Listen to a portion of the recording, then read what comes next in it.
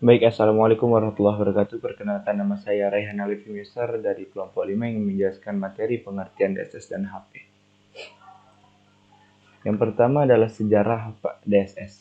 Istilah DSS diciptakan pada tahun 1971 oleh G. Anthony Gori dan Michael Scott Morton untuk mengarahkan aplikasi komputer pada pengambilan keputusan manajemen. Secara harfiah, menurut bahasa Indonesia, sistem pendukung keputusan dan sistem pendukung keputusan dianggap berkaitan erat dengan pengertian sebagai sistem informasi atau model analisis yang dirancang untuk membantu para pengambil keputusan, para profesional agar mendapatkan data yang akurat berdasarkan data yang ada. Kemudian penjelasan tentang DSS menurut para ahli. Menurut para ahli, menurut Turban tahun 2005, sistem DSS adalah suatu pendekatan untuk mendukung pengambilan keputusan. Dan menurut Indrajit tahun 2008 mengungkapkan bahwa DSS merupakan salah satu produk perangkat lunak yang dikembangkan secara khusus untuk membantu manajemen dalam proses pengambilan keputusan. Sehingga dapat dari kesimpulan bahwa sistem DSS merupakan dukungan kepada seorang manajer atau kepada sekelompok manajer yang relatif kecil yang bekerja sebagai tim pemecah masalah dalam memecahkan masalah semi terstruktur dengan memberikan informasi atau saran mengenai keputusan tertentu. Informasi tersebut dapat diberikan dalam bentuk laporan berkala atau laporan khusus maupun output daya. Nah, dapat disimpulkan bahwa tujuan dari DSS di sini adalah membantu menjawab masalah semi terstruktur, membantu manajer dalam mengambil keputusan, sehingga membantu mengambil keputusan yang efisien dan efektif. Selanjutnya itu pengertian AHP. Pengertian AHP menurut AHP dikembangkan oleh Thomas Alzati. Model pendukung keputusan ini dikembangkan untuk menangani masalah multifaktor atau multikriteria yang kompleks yang menjadi suatu hierarki. Hierarki ini adalah penyusunan level-level mulai dari tujuan atau diikuti oleh faktor, kemudian kriteria, subkriteria dan seterusnya hingga ke bawah sehingga permasalahan akan tampak lebih terstruktur dan sistematis sehingga kita bisa dapat mengambil keputusan yang efektif dan baik. Terima kasih, sekian dari saya mengenai pengertian dari DSS dan HP. Materi kedua yaitu konsep metode AHP. Konsep metode AHP dikembangkan oleh Sati dan digunakan untuk menyelesaikan permasalahan yang kompleks, di mana data dan informasi status dari masalah yang dihadapi sangat sedikit. AHP adalah salah satu metode dalam sistem pengambilan keputusan yang menggunakan beberapa variabel dengan proses analisis yang bertepat. Adapun kelebihan dari AHP yaitu struktur yang berhierarki. Sebagai konsekuensi dari kriteria yang dipilih sampai pada subkriteria yang paling dalam. Yang kedua itu memperhitungkan validisasi sampai dengan batas toleransi konsistensi berbagai kriteria dan alternatif yang dipilih oleh para pengambil keputusan.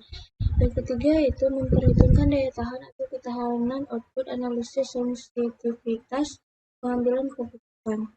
Dan juga ada beberapa kelemahan dari AHP, yaitu ketergantungan model AHP pada input utamanya. Input utama ini berupa persepsi seorang ahli, sehingga dalam hal ini melibatkan subjektif sang ahli. Dan itu juga, model menjadi tidak berarti jika ahli tersebut memberikan penilaian yang keliru. Yang kedua itu metode AHP ini hanya metode matematis tanpa ada pengujian secara statis, sehingga tidak ada batasan kepercayaan dari kebenaran model yang terbentuk. Setelah kita mengetahui kelemahan dan kelebihan dari AHP, dapat disimpulkan bahwa prinsip kerja AHP adalah penyederhanaan suatu persoalan yang kompleks yang tidak terstruktur, strategik, dan dinamis menjadi bagian-bagiannya serta menata dalam suatu hierarki.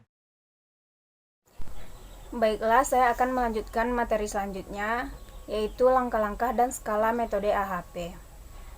Langkah-langkah metode AHP adalah level dari hierarki, menghitung prioritas terbobot, menampilkan urutan dari mendefinisikan struktur hierarki masalah yang akan dipecahkan.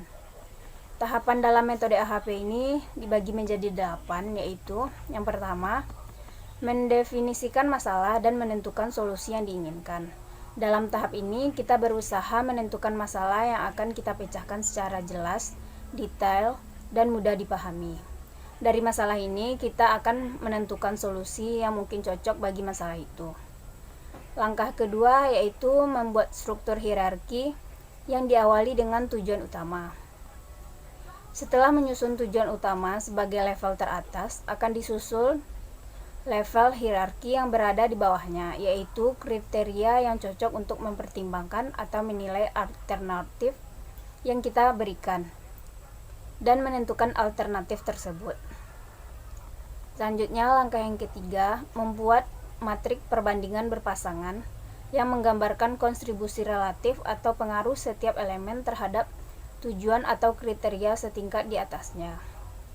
Matrik yang kita gunakan ini bersifat sederhana, memiliki kedudukan kuat untuk kerangka konsistensi, mendapatkan informasi yang mungkin dibutuhkan dengan semua perbandingan, dan mampu menganalisis kepekaan prioritas secara keseluruhan untuk perubahan pertimbangan.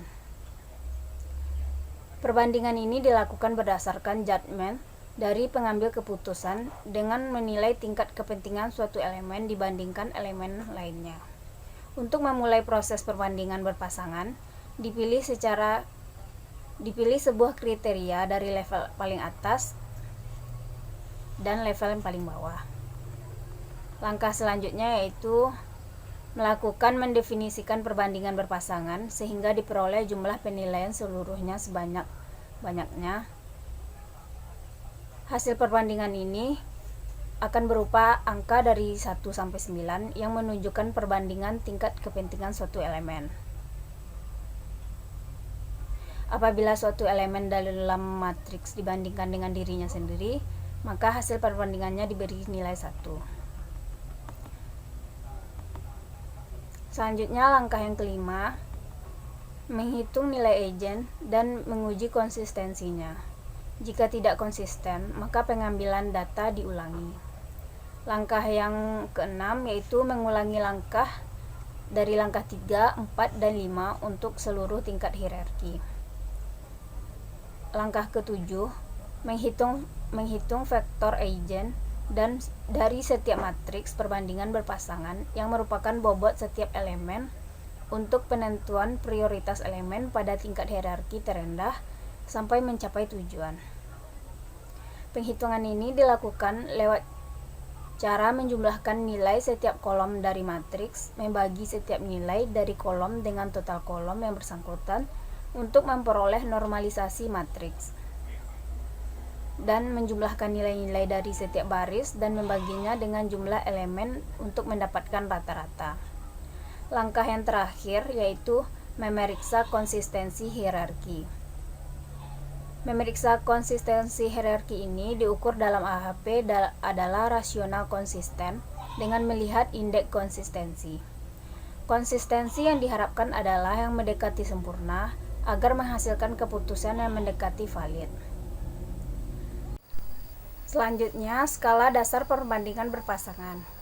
Ini merupakan hasil perbandingan dari masing-masing elemen yang berupa angka 1 sampai 9 yang menunjukkan perbandingan tingkat kepentingan suatu elemen. Yang pertama, tingkat kepentingan 1. Ini sama pentingnya, artinya kedua elemen mempunyai pengaruh yang sama. Tingkat kepentingan 3, elemen yang satu sedikit lebih penting daripada elemen yang lainnya.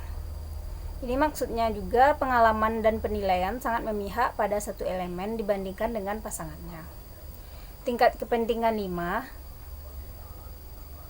tingkat kepentingan yang lebih penting. Maksudnya, satu elemen sangat disukai dan secara praktis dominasinya sangat nyata dibandingkan dengan elemen pasangannya. Tingkat kepentingan 7, tingkat kepentingan ini sangat penting. Satu elemen terbukti sangat disukai dan secara praktis dominasinya sangat nyata dibandingkan dengan elemen pasangannya. Tingkat kepentingan 9, yaitu mutlak lebih penting. Artinya, satu elemen terbukti mutlak lebih disukai dibandingkan dengan pasangannya pada keyakinan tertinggi. Pada tingkat kepentingan ini ada juga nilai tengah, yaitu tingkat kepentingan 2, 4, 6, dan 8. Pada tingkat kepentingan ini diberikan bila terdapat keraguan penilaian di antara dua tingkat kepentingan yang berdekatan. Nah, selanjutnya kita akan masuk ke dalam contoh kasus dari permodelan AHP. Seperti yang sudah dijelaskan sebelumnya bahwa dalam langkah pemodelan AHP, pertama kali kita akan membuat hierarki, mendefinisikan masalah dan menentukan solusi yang diinginkan, kemudian menyusun hierarki dari permasalahan yang dihadapi. Penyusunan hierarki yaitu dengan menetapkan tujuan yang merupakan sasaran sistem secara keseluruhan pada level teratas. Contoh kasusnya seperti ini. Bagian kemahasiswaan di suatu perguruan tinggi ingin memberikan beasiswa kepada beberapa mahasiswanya. Nah, kriteria yang digunakan yaitu IPK, keadaan ekonomi, dan prestasi non-akademik, di mana keadaan ekonomi dibagi menjadi penghasilan orang tua dan jumlah saudara. Nah, seperti ini tampilan dari hierarki dalam penentuan penerima beasiswa, di mana terdapat penerima beasiswa, lalu ada kriteria IPK, keadaan ekonomi, dan prestasi non-akademik. Nah, di samping dari kriteria ini terdapat subkriteria seperti pada IPK ada yang kurang dari 2, 2-3, 3-3,5, dan lebih besar dari 3,5, dan seterusnya. Di sini ada subkriterianya. Ketika keadaan ekonomi juga ada, yaitu penghasilan orang tua dan jumlah saudara. Seperti itu bentuk dari hierarki penentuan penerima beasiswa yang telah didefinisikan. Setelah kita menentukan dan mendefinisikan hierarki dari penentuan penerima beasiswa, langkah selanjutnya kita akan menentukan prioritas elemen berdasarkan skala yang tadi sudah dijelaskan sebelumnya, di mana kita membuat perbandingan pasangan, yaitu membandingkan elemen secara berpasangan sesuai kriteria yang diberikan. Untuk mengisi matriks perbandingan pasangan nantinya, yaitu dengan menggunakan bilangan untuk mempresentasikan intensitas kepentingan dari suatu elemen terhadap elemen yang lainnya, dimana kita bisa melihat dari tabel ini yang tadi sudah dijelaskan, dimana terdapat intensitas kepentingan dan keterangannya, dimana kalau misalnya satu kedua elemen sama pentingnya dan seterusnya. Nah, seperti ini kita seperti hierarki yang sebelumnya kita buat, dimana kita akan membuat matriks perbandingan kriteria, dimana seperti ini kita membuat matriksnya. Di matriks diagonal diisi satu karena kedua elemen sama pentingnya seperti IPK, keadaan ekonomi, dan prestasi non-akademik. Di sini dia akan membentuk diagonal. Nah, lalu di atas matriks diagonal kita akan mengisi skalanya dengan berdasarkan intensitas kepentingannya, di mana misalkan IPK dan keadaan ekonomi, di mana IPK itu lebih dipentingkan daripada keadaan ekonomi, maka di sini akan diberi nilai skala 5, di mana elemen yang satu lebih penting daripada elemen lainnya. Nah, selanjutnya misalkan IPK dan prestasi non akademik. Nah, kita beri lagi nih intensitas kepentingannya, di mana di sini diberi angka 3, di mana elemen yang satu sedikit lebih penting daripada elemen yang lainnya. Nah, skala ini ditentukan berdasarkan definisinya dari hierarki tersebut. Nah, setelah kita memberikan nilai di atas matriks diagonal, lalu kita akan mengisi nilai di bawah matriks diagonal, di mana diisi dari kebalikan. Jika untuk aktivitas I mendapat satu angka dibanding dengan aktivitas J, maka J mempunyai nilai kebalikan yang dibanding dengan I. Contohnya, di sini keadaan ekonomi dengan IPK, kita lihat di sini 5, jadi 1 dibanding 5. Lalu prestasi non akademik dengan IPK ya, di sini kita isi IPK 3/1/3. Lalu prestasi non akademik dengan keadaan ekonomi dan prestasi non akademik 1/1/3, dan seterusnya gitu. Lalu setelah kita memberikan matriks perbandingan pada kriteria utama, selanjutnya kita dapat memberikan matriks tersebut pada setiap subkriteria, di mana di sini ada untuk IPK, di sini untuk IPK, lalu ada untuk keadaan ekonomi yang 2 ini, keadaan ekonomi, penghasilan orang tua, ini subkriteria juga. Lalu ada jumlah saudara, ini subkriteria lagi ditentukan juga. Lalu ada prestasi non akademik. Nah, ini subkriterianya kita hitung lagi seperti pada matriks perbandingan yang tadi kita hitung pada kriteria. Setelah kita melakukan matriks perbandingan berpasangan, selanjutnya kita dapat melakukan sintesis. Pertimbangan-pertimbangan terhadap perbandingan berpasangan disintesis untuk memperoleh keseluruhan prioritas. Hal-hal yang dilakukan dalam langkah ini adalah menjumlahkan nilai-nilai dari setiap kolom pada matriks, membagi setiap nilai dari kolom dengan total kolom yang bersangkutan untuk memperoleh normalisasi matriks. lalu menjumlahkan nilai-nilai dari setiap baris dan membaginya dengan jumlah elemen untuk mendapatkan nilai rata-rata. Nah, setelah kita melakukan sintesis, kita dapat mengecek konsistensi logika. Nah, dalam pembuatan keputusan penting untuk mengetahui seberapa baik konsistensi yang ada, karena kita tidak ingin keputusan berdasarkan pertimbangan dengan konsistensi yang rendah. Hal-hal yang dilakukan dalam langkah ini adalah mengkalikan setiap nilai pada kolom pertama dengan prioritas relatif elemen pertama, nilai pada kolom kedua dengan prioritas relatif elemen kedua, dan seterusnya. Jumlahkan setiap baris, lalu hasil dari penjumlahan baris dibagi dengan elemen prioritas relatif yang bersangkutan. Lalu jumlahkan hasil bagi di atas dengan banyaknya elemen yang ada, sehingga hasilnya dapat disebut dengan maks lambda. Lalu kita dapat menghitung konsistensi dari indeks dengan rumus CI maks lambda dikurang N dibagi N kurang dari 1, di mana N adalah banyaknya elemen. Lalu kita menghitung konsistensi ratio dengan rumus CR dan CI tadi dibagi dengan IR.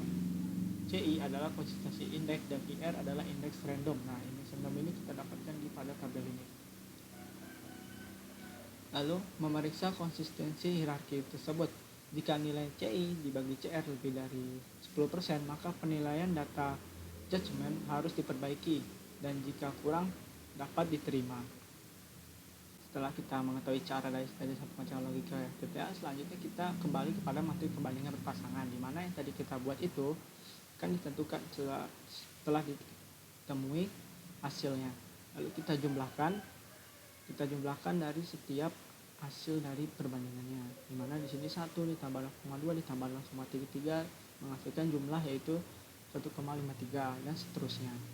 Nah, lalu kita akan menentukan matrik nilai kriterianya, di mana di sini IPK 0,65 didapat dari 1 dibagi 1,53 dan seterusnya dilakukan seperti itu.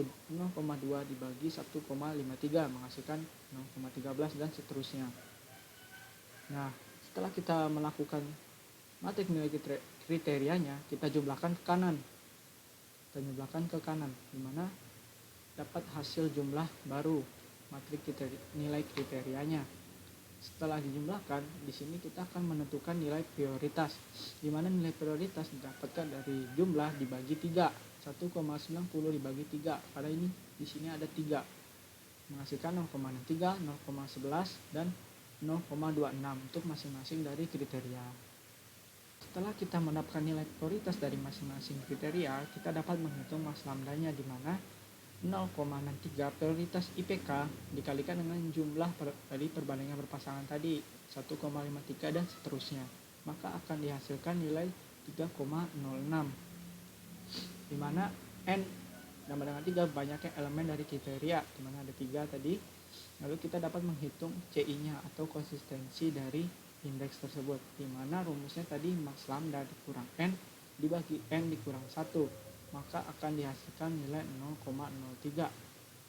Nah, setelah kita ketemu CI-nya, kita lanjut pada konsistensi rasio, di mana CI dibagi dengan IR 0,03 dibagi 0,8. Dari mana 0,8-nya?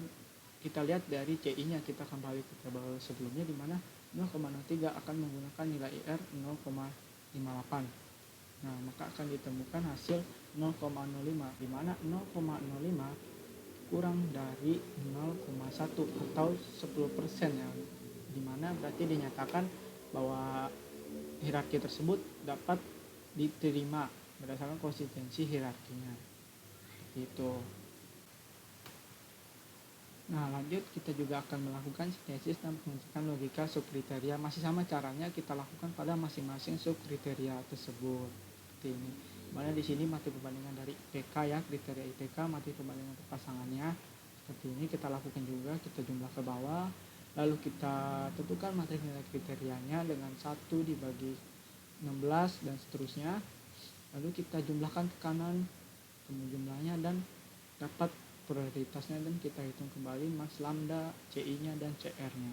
Dimana di sini kita lihat hasilnya 0,07 dapat diterima. Di sini kurang dari ini juga 0, kurang dari 10% untuk keadaan ekonomi juga dapat diterima. Nah, di sini juga kita lihat subkriteria yang lain, prestasi non akademik juga pas ya. Di bawah dari 10% maka ini juga konsistensi hierarkinya dapat diterima. Ya, kita masuk ke dalam penerapannya dengan nilai alternatif. Nah, di sini kan kita dapat melihat bagaimana di sini kita melihat nilai-nilai yang telah kita hitung tadi ya, prioritasnya di mana diletakkan di sini. Misalkan ini nilai prioritas dari prestasi non akademik. Nah, di sini kan kelihatan jadi 0,05, 0,11, 0,18 dan 0,65. Nah, berarti ini disesuaikan. Nah, lalu kita juga melihat dari kriteria utama di mana IPK 0,3 dari kita hitung di awal, keadaan ekonomi 0,11 dan prestasi non akademik 0,26. Nah, di sini kita melihat nilai alternatif untuk penerima beasiswanya, di mana mahasiswa pertama dia memiliki IPK kurang dari 2. Maka di sini kita lihat ini kan dia kurang dari 2, maka nilainya 0,06. Di mana IPK merupakan kriteria dari penerima beasiswa, kita lihat di sini 0,3. Maka untuk menghitung nilai hasil akhirnya kita akan mengkalikannya, di mana 0,06 kita kalikan dengan 0,63, maka akan menghasilkan hasil 0,04. Nah, cara itu akan kita lakukan terus, dimana misalkan mahasiswa 2 ini lebih besar dari 3,5. Nah, di sini dia akan 0,56 dikalikan dengan 0,63, maka hasilnya 0,35 dan seterusnya. Misalnya kita ambil contoh di sini untuk mahasiswa 1 jumlah saudaranya lebih dari 3.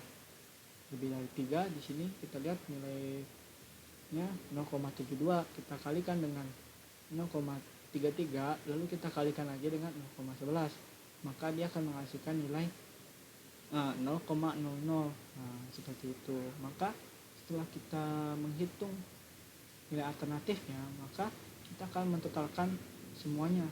Mentotalkan, sini kita akan melihat totalnya dari masing-masing nilai alternatif dari mahasiswa, di mana mahasiswa 2 memiliki nilai tertinggi yaitu 0,56.